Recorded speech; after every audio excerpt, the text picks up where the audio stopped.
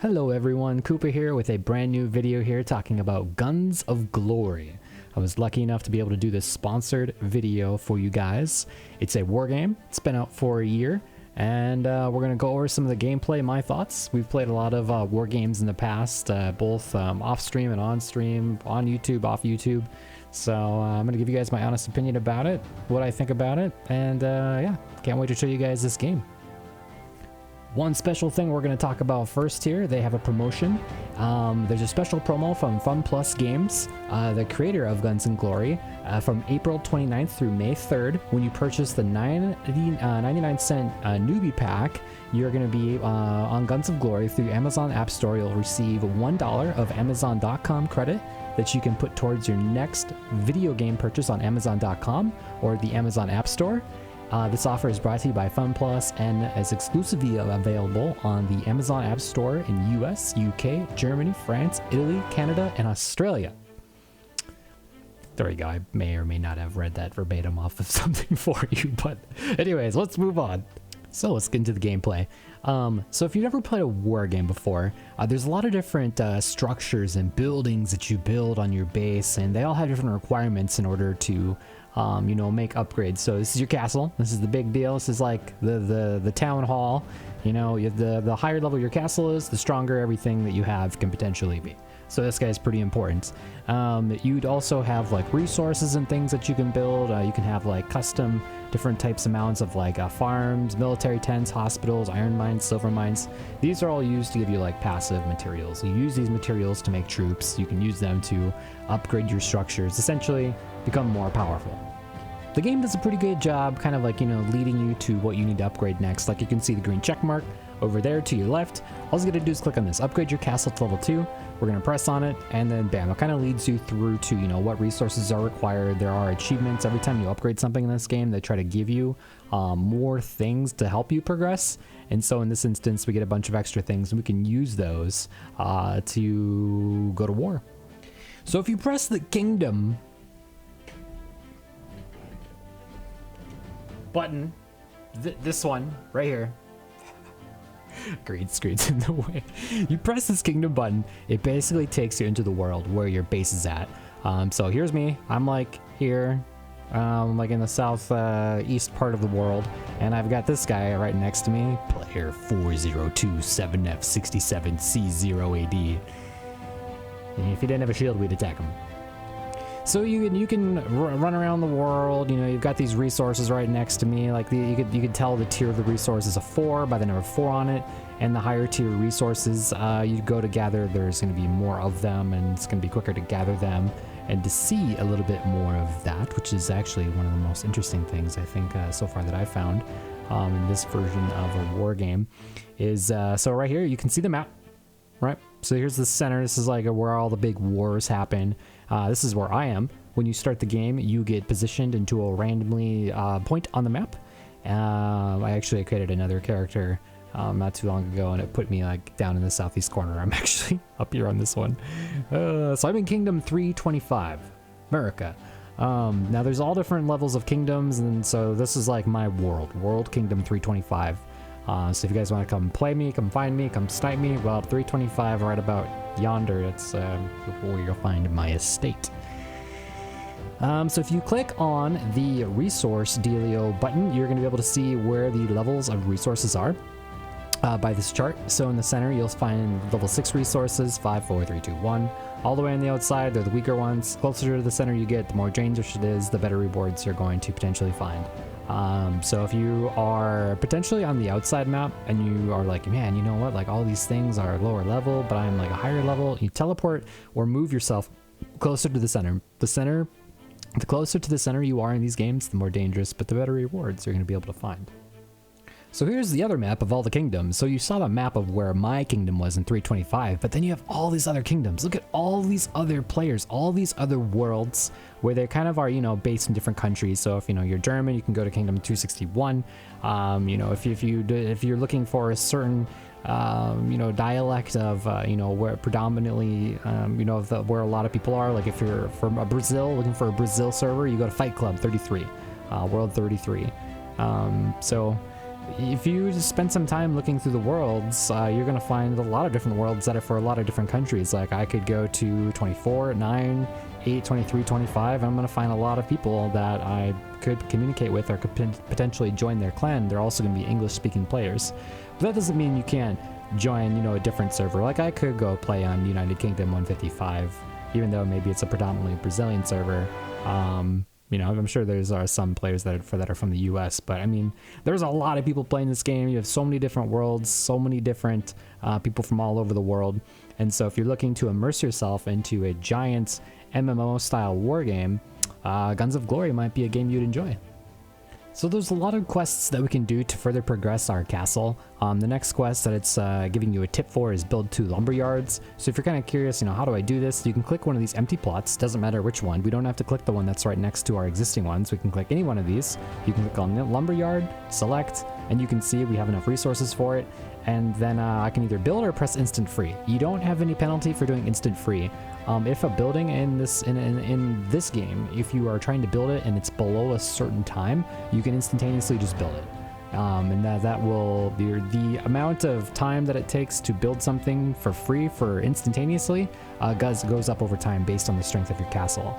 So now that we've created 2 lumber yards, we can get another achievement, build a stable. There's all different kinds of really easy things that you're going to be able to do.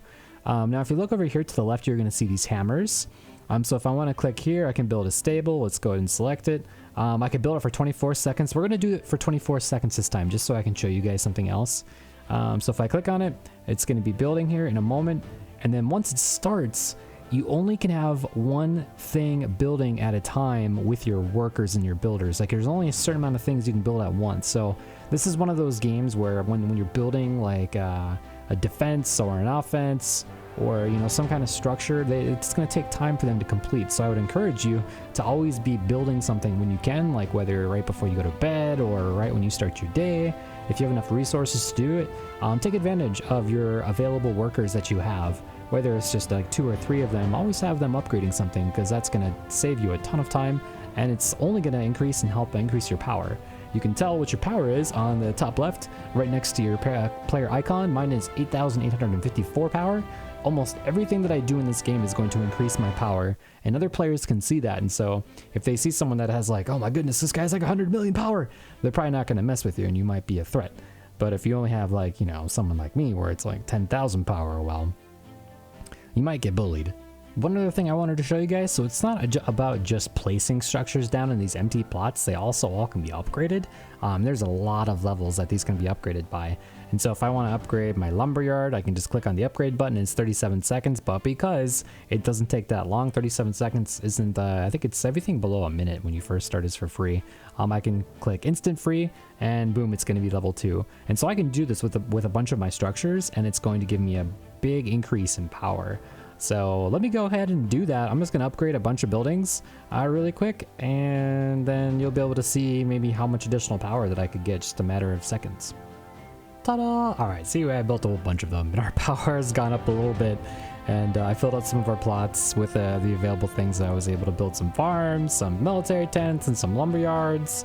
So yeah, we've got more stuff. I was curious what this chest is. I think this is some kind of like daily reward that we can click. Let's go ahead and click it. See what we have. Daily delivery. Activate daily delivery to receive a stack of gold. Alright, let's click it. Activate. What? What do you mean I would buy it? I go, oh, I thought it was free stuff. Or, okay, maybe on the left, reduce the timer by 5 minutes. Okay, well, at least we got something for free. Okay, there we go. So this building, if you click on the left-hand side, you'll be able to get something for free every day. And if you're putting some money into the game, you can click on the option to the left. All right, well, at least we found something that's free to play. Is this gold? Oh yeah, they have a bank. I don't think the other war games I've played have like a way to accrue interest. So if you have gold, you can actually deposit into the bank, and you can get up to 50% interest for 30 days. That's it's actually really powerful. So if you're really into this game and you've got some extra gold, investing might be a good option for you.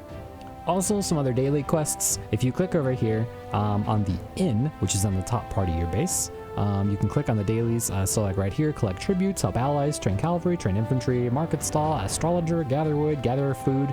There's all different kinds of quests that you can do. And these daily rewards, the more you do, the better rewards you get per day. So I would encourage you guys to do these as well if you're trying to get as many intrinsic reward from the games as possible. Also, this game has chapters. There are different chapters in the game that basically have, based on how strong you are, those chapters should be equivalent to what you can do in the game. So like right now we're on chapter 1, and I have all these different tasks that I have to complete to be able to give me different rewards. And if we complete them all, then we get to complete all of them. Then we get like a really good rewards, and we get to move on to the next chapter. So I've already built a military tent, so I get some EXP. I've built a stable, so I get to collect that. And there's only 4 achievements left, but so I would encourage you guys to work on these too. So like slay a level 1 beast. If we go into the kingdom and we go into the world where my estate is, and we look for a level 1 beast, which might actually be kind of tough for me to find because I started closer to the middle than most players probably do. But I think I can find, God, there's like a way.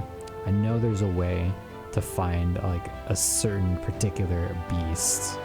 Like, well, I mean, infected peasant, that's level 1.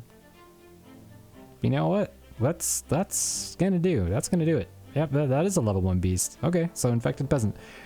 So it's not that far away. Items left by slaying infected peasants can be often used to craft equipment.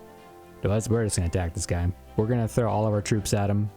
We've got 100 T1 musket men, 100 mounted musket men with cavalry, and then 100 huntsmen. So if we march, if we click this button here, it's going to take 47 seconds for them to arrive. The time is based off of the distance from your estate to the target.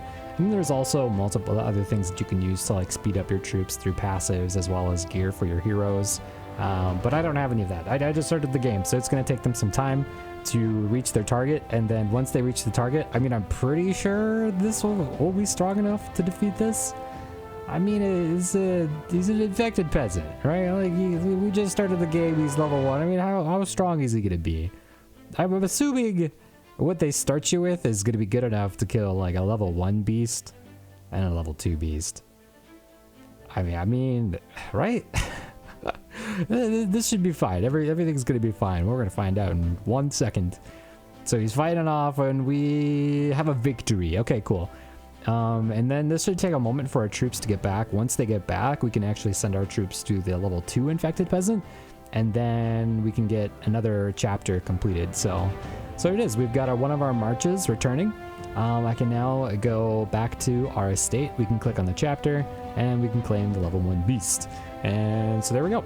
These are really easy chapters, at least for chapter 1. And so I can't wait to complete chapter 1 so I can get even more rewards. So one thing too, you're probably going to want to get set up, or at least become familiar with, our talents. This button right there, this one. If you click it, you're going to be able to see all different kinds of talents that you can basically activate.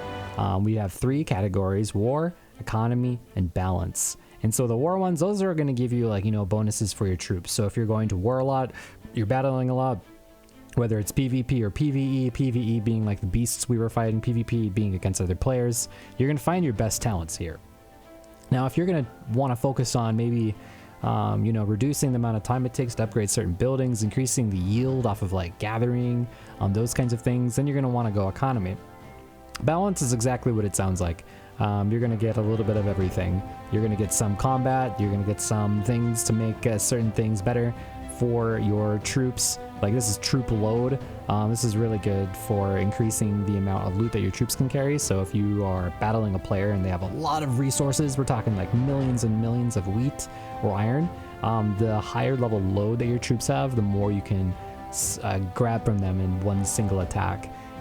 Sometimes if they have a lot of loot and your troops don't have a lot of load, then you're gonna have to attack them like, you know, 100 times to get all of the loot. But if you have enough load, you can get away with maybe attacking them only like 3 or 4 times and steal everything from them. And in a game like this where, you know, if they respond or if they, you know, get on their app and they realize you're attacking them, if you don't have a lot of load and you have to attack them 100 times, they might be able to defend themselves.